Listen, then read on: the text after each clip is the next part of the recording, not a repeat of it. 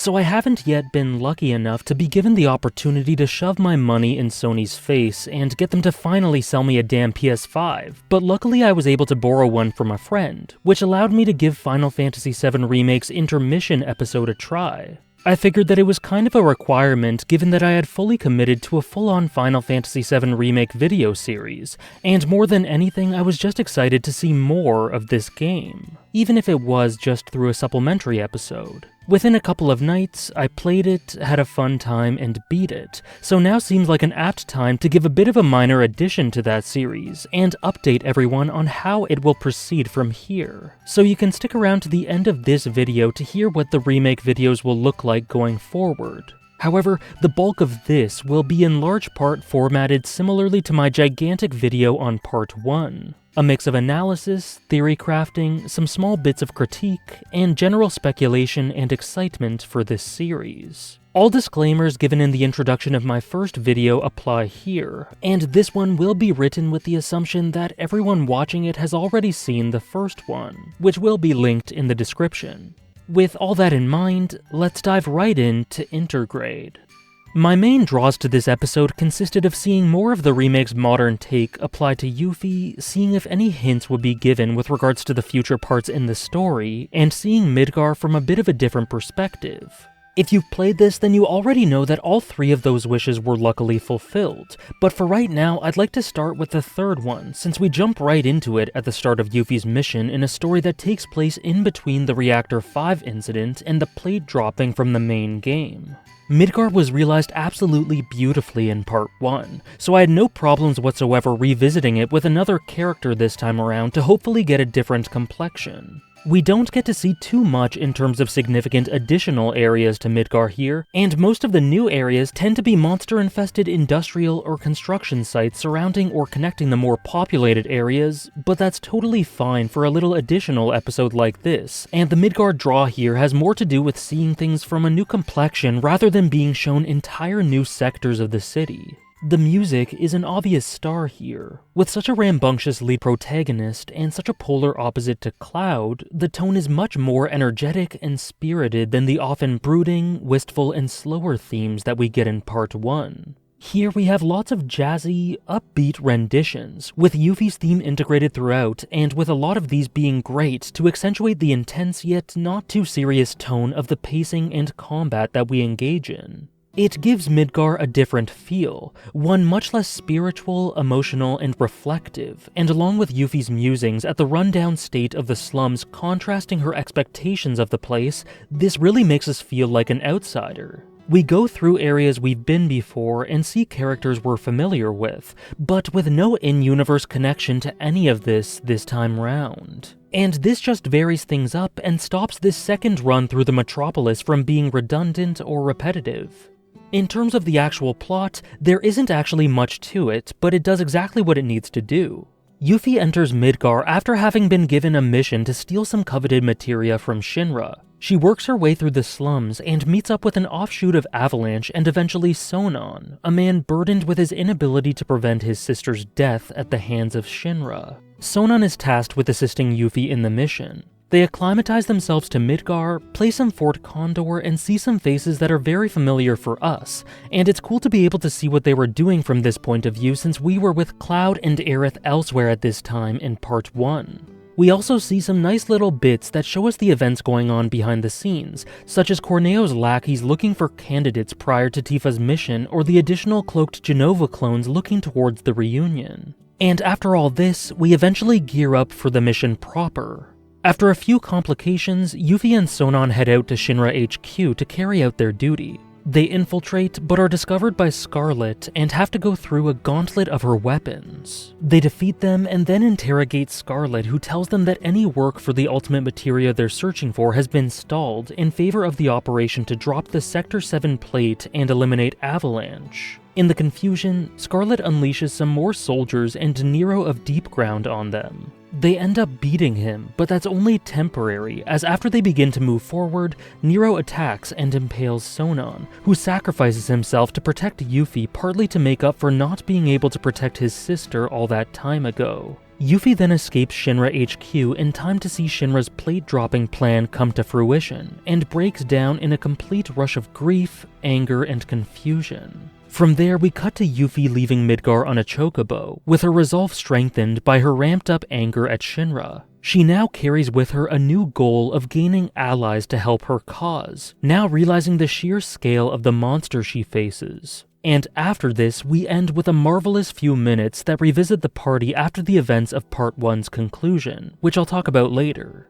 Now, I just want to take a few minutes here to take apart the most notable and interesting factors from this story and examine them a bit more closely, and the easiest way to start would be with the characters. There are quite a few new and existing ones that appear in this episode, and it's cool to be able to interact with them in a completely different context. I found the suit that Barrett scared off earlier to be a particularly funny one, and the primary cast were great to see again as well, of course, but the main focus for me will be on a specific handful, and so I can't go any further without discussing our main girl, Yuffie.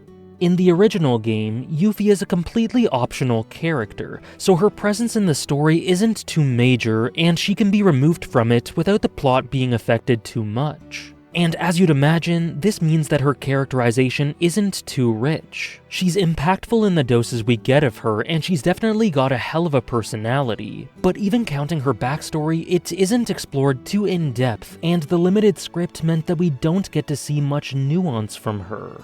And just as the remake does with all of the major characters, it immensely improved upon that through this enhanced presentation.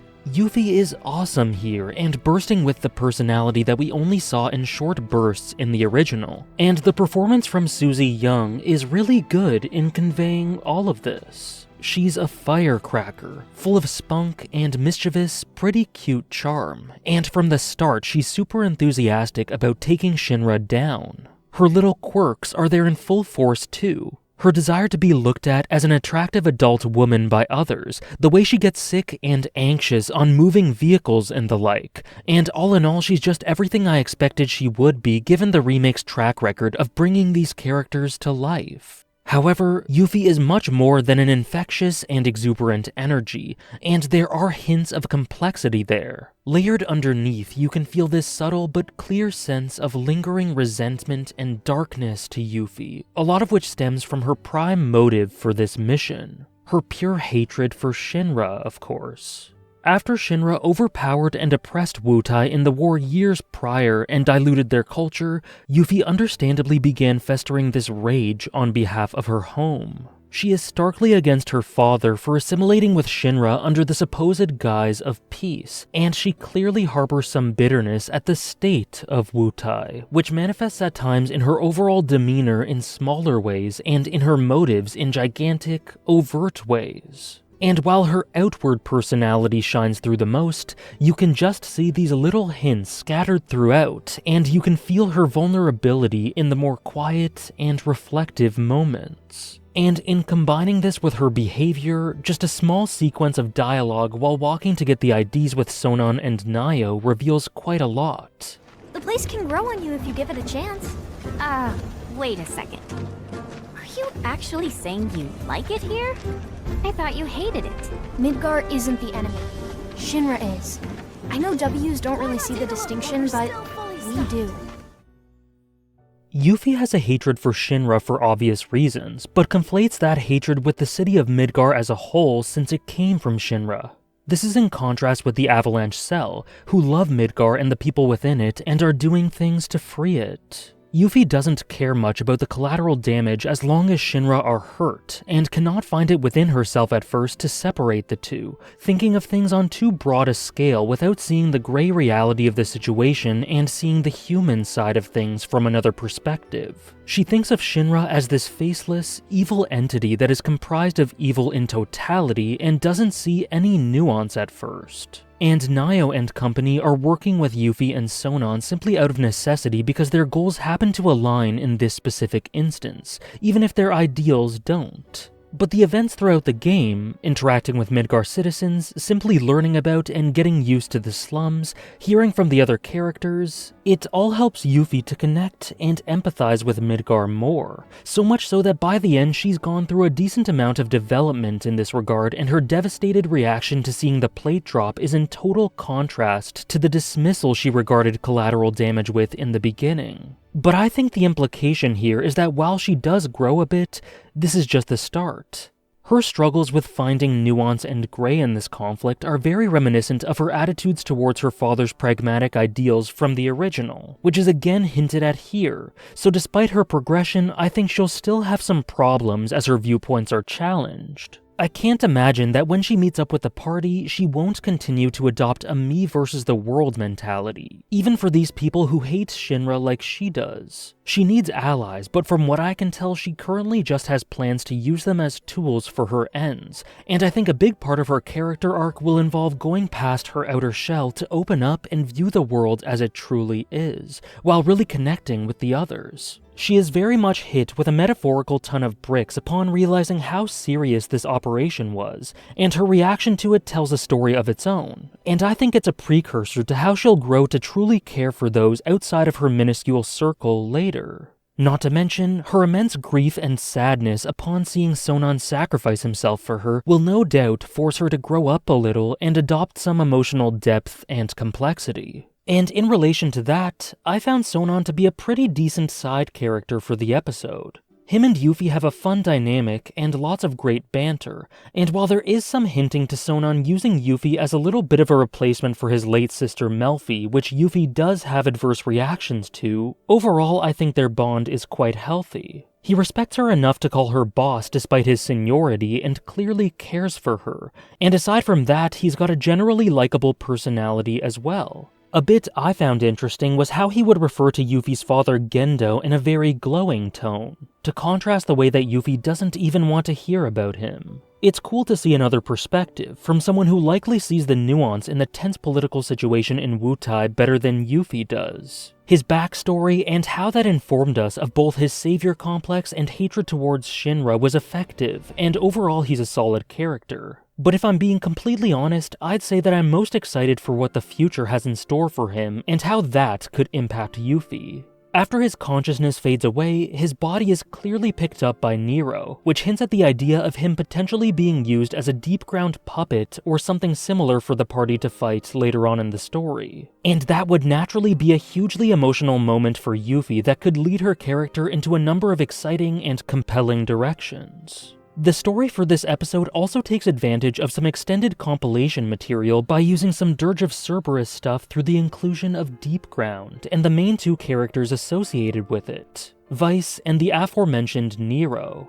Neither character is explored much at all here, with Vice being used as a secret boss for some optional combat and Nero essentially working as a plot device to be a final battle and the reason for Sonon to be taken in by Deep Ground. But despite neither of them being all that interesting, I think this approach to them is actually pretty revealing in terms of how future parts may approach this compilation material, which is something I agree with Maximilian Dude about. Them being used in a minimalistic way, including elements and characters like this and acknowledging them but without giving them a huge focus. It makes me wonder if they plan on somehow implementing other important characters from Dirge of Cerberus or Crisis Core. People like Angeal, or Genesis perhaps. Either way, I think this is definitely the way to go, and I don't really think it's a problem to include these compilation elements as long as they don't distract from the primary narrative too much, and as long as they don't make things bloated.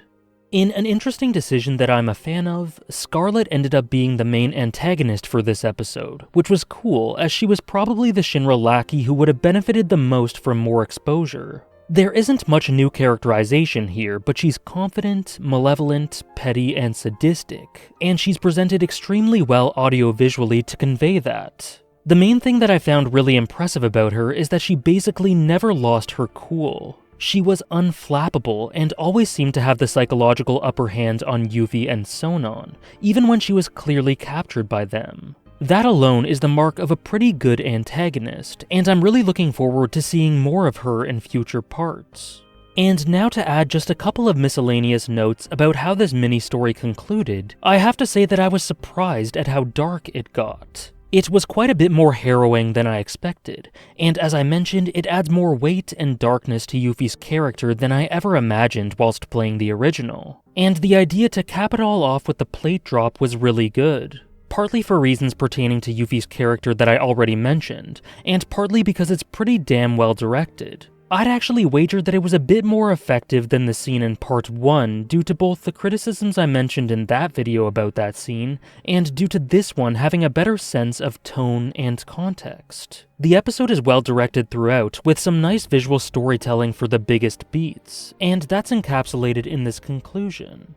And now, finally, we reach what I consider to be the most exciting segment of episode Intermission, which funnily enough had nothing to do with the main characters we followed for the few hours we played. The cutscene where we revisit the party was just an awesome little touch. It's so great to see all of these lovable characters again, and I have to admit that I teared up just through seeing them interact. Their banter is just so natural and endearing, and Tifa and Aerith hitchhiking was my favorite thing ever. It's kind of a shame that poor Red 13 didn't get any lines to speak of, and I'm not sure if it's just me, but I felt like the animation and character models for this pre-rendered cutscene just felt a bit off. Something to do with Cloud's mouth and teeth here just feels weird. Maybe it's just me. But all of that aside, it's a great transition to situate the party in calm at the start of part 2.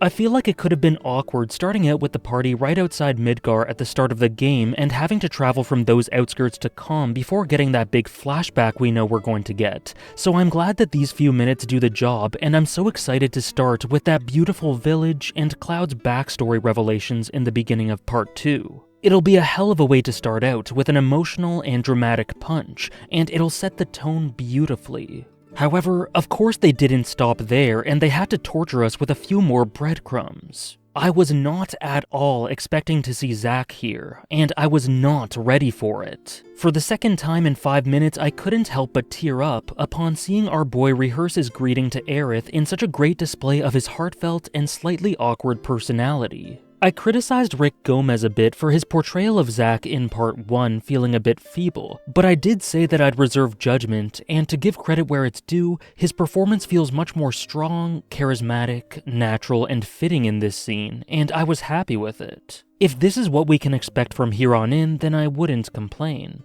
But aside from the presentation of Zack himself, this scene is a bombshell that evokes all sorts of emotions and theories, and I reckon that it contains a mix of red herrings and truth.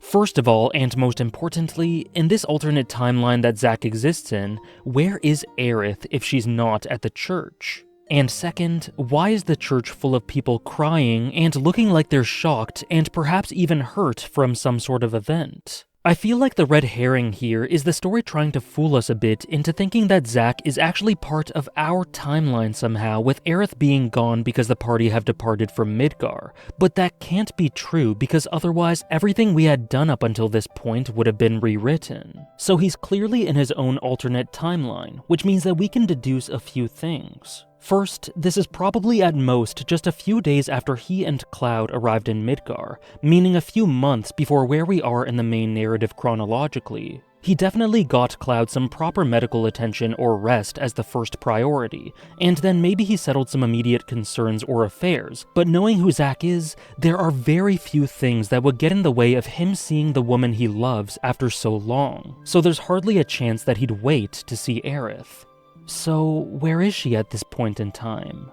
It could be that she's off doing something, and that's entirely possible, but it could also be that Aerith is actually dead for some reason due to the divergence. It makes sense, and would be incredibly tragic for Zack that if one life is saved, another is taken to balance the scales in this new and unrestricted world, and that would explain the symbolism of the wilting flowers, although admittedly, these could be red herrings as well, and I can see an argument for them not even wilting here. They don't seem to be decaying, and their disheveled state may just be done for visual flair. But somehow I don't think so. And it could also potentially explain the people crying, though I'm not too sure why they seem to be taking refuge here. Some have speculated that that's due to the plate dropping, but I seriously doubt that, as firstly, again this took place months before that happened originally, and secondly, if it did drop, then Zack would have no doubt been attending to that and wouldn't be casually approaching Aerith's church like this if a huge tragedy occurred. If he didn't know about her safety, he'd initially be much more urgent. And if he was assured of her safety, he wouldn't be this lighthearted due to the immense tragedy, and he likely wouldn't be surprised by seeing all these people. Another thing that came to mind when seeing this was the idea of some of these individuals being afflicted by the geostigma disease. That doesn't make a ton of sense, but it did enter my mind due to the imagery. But random allusions aside, I'm not too sure. I do think it's interesting that just prior to seeing the Zack scene, as the party enter calm, Aerith explains to Cloud that she feels odd for some reason. Where's a roof when you need one? Gonna be okay? Should be, but weird. My stomach's in knots. I'm not sure if this is referring to her being exhausted by the journey, nervous about what lies ahead, drained by thoughts of the rain and how it reminds her of Zack, some other reason that we aren't privy to just yet, or maybe it has some sort of connection to her absence in the church all that time ago across worlds lines. But either way, and speculations aside, this scene was great, and the episode was good overall. It wasn't a masterpiece or anything, but it definitely did the job to help tide me over for the wait for the next part, while also killing me with these hooks and cliffhangers. I'm fiending for the next part because of what they're doing with these story questions that they keep bringing up and alluding to, but at the same time, of course I hope that the dev team get all the time they need to deliver a product they're wholly satisfied with. And as I said in the video for part 1, I absolutely trust them wholeheartedly. I did say that part 2 of this video series would consist of me going through the story section of the original that hasn't been covered in the remake yet, and discussing how I hope the remake will approach those scenes, but aside from the fact that this video ended up being an unexpected part 2, I eventually realized that that kind of seems like a weird way to go about it. Instead, I feel like it would be more natural to compare and contrast the upcoming content like I did in part 1, so that's what I'll be doing. After the second entry of the remake releases, I'll be making another video, part 3 of this series I guess, completely in the same structure and style as I did for part 1. I have a good amount of the script written for what I have to say about the original, so some work is done already. And in terms of time frame until then, the first one took me nearly a year to make after I finished playing the game. This one shouldn't take as long after the release of part 2 since I've laid a lot of the groundwork and know the approach I want to take, but please give me at least a few months to complete the video after beating the game. Hopefully all of that makes sense and is understandable, and fingers crossed that I'll have lots of awesome things to say about the finished product that we get, whenever we may get it. Many thanks for watching as always, and I'll see you in the next one.